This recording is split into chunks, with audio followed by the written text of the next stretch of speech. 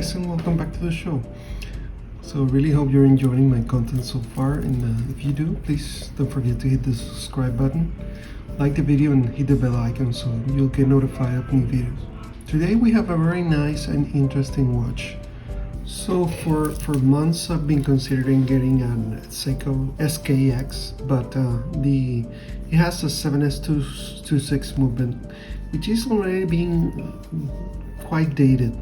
It's non-hacking, not non-hand winding, and not very reliable, and that have held me from committing to it. Then I discovered all long nylon watches. The Islander is a clone of the SKX to the point that all mounting parts are interchangeable, but it's not a replica or a fake watch. It's a proper original watch with a lot of bang for your buck. So let's check it out, and I'll give you more details. Okay, before starting, wrist check. I'm wearing my Bezel Explorer. It's a gorgeous watch. This is next in line for review. So I got this watch using the Long Island Watch Black Friday deal. The regular price is $299, but and which is already cheaper than the SKX 007 or 009. But I only paid $226, which is an amazing deal. Even the full price is a good deal given the extra features not found on the Seikos.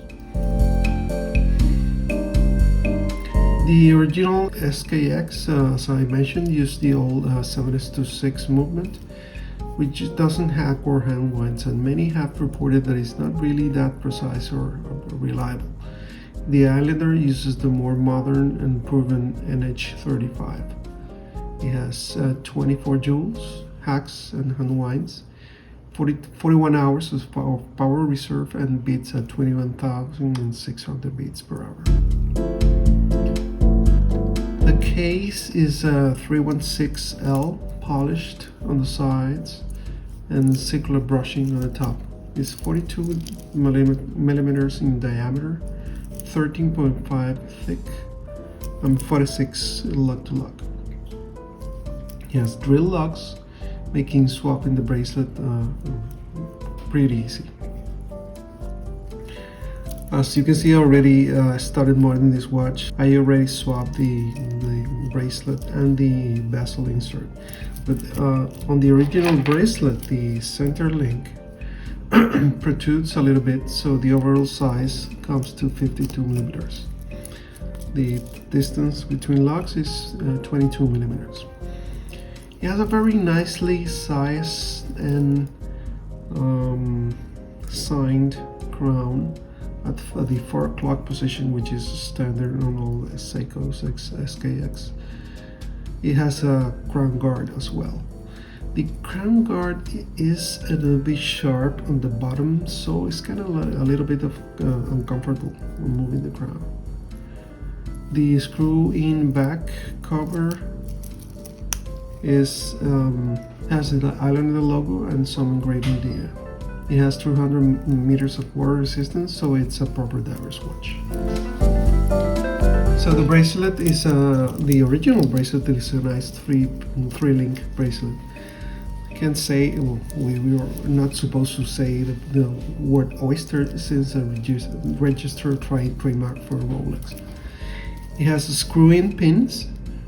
It has solid links and solid end links. It has a milled clasp with a lock, safety lock, with double pushers on the side. It has only 3 points micro adjustment. So what I did is I got a Uncle Seiko kind of Jubilee, which is another trademark for Rolex, so I'm not supposed to use it, but it's a super comfortable bracelet, basically because it's thinner than this one, and as you can see, the links are way shorter, so it really conforms to the shape of your wrist. It has 8 points of micro adjustment.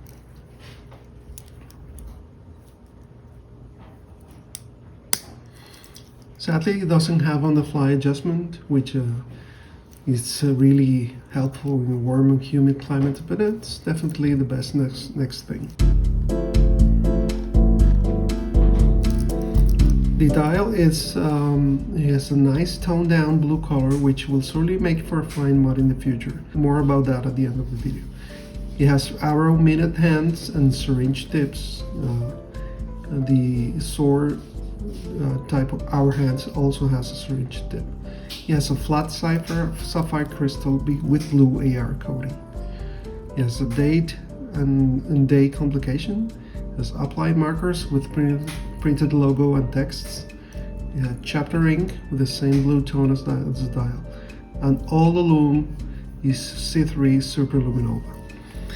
The bezel insert, the stock insert was ceramic. It has a Pepsi color ceramic insert. It also has a 3C Super Luminova lume. But as I simply got it for modding, so I wasn't going to use this insert anyway. But the color is quite hideous. I mean, now I know why some watches that offer Pepsi bezel inserts use aluminum for Pepsi, because definitely the ceramic doesn't look good. The red and blue doesn't look too good here. But I already got this because I plan to do a master kind of homage. I like the red tip on the triangle on top. Looks pretty nice. So the bezel is 120 clicks on a directional bezel with no back play whatsoever. So the lume, as I mentioned, and the hands markers, the bezel, and even the Islander logo have C3 Super Luminova. This bezel that I got from Long Island Watches also has a lume peep, also with C3 Super Luminova. The lume is very, very long lasting, and you can see in the following lume video.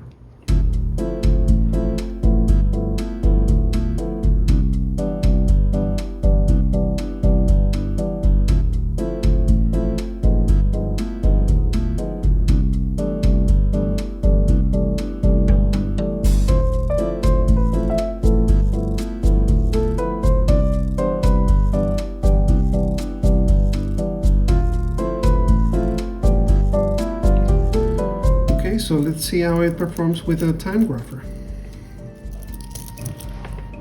So as you can see, it's beating 16 seconds per day, a little bit fast. If I turn it sideways and start getting a little bit lower, it has 208 degrees of amplitude, which is good, not huge, but it's good. Beat error 0.4 milliseconds, a little bit too high, quite frankly. See, that brings down the rate to 3 seconds per day. Let's put it completely on its side. Still running, wow, -1 second. And the amplitude goes way down. So I'm gonna bring it back up and put it forward. And it's running a little bit faster again. No, not that much. Amplitude stays at around 200. Plus 3 seconds. That's a pretty good movement.